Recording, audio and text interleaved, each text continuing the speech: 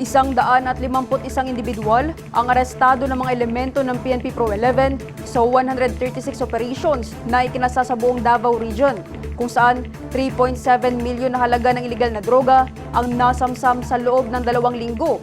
Ang blotter sa report. Sa kabuang bilang ng operasyon, 86 dito ang buy-bust operations, 15 ang warrant of arrest services, 12 ang services ng warrant of arrest para sa drug-related cases, isang in flagrante delicto arrest, 10 checkpoints at 6 na search warrants. Sa mga naaresto, 32 dito ang high-value targets at ang 119 street value pushers. Ang halaga ng suspected shabu na nakumpiska ay umabot sa 544 grams at 1.1 kilo ng marijuana leaves.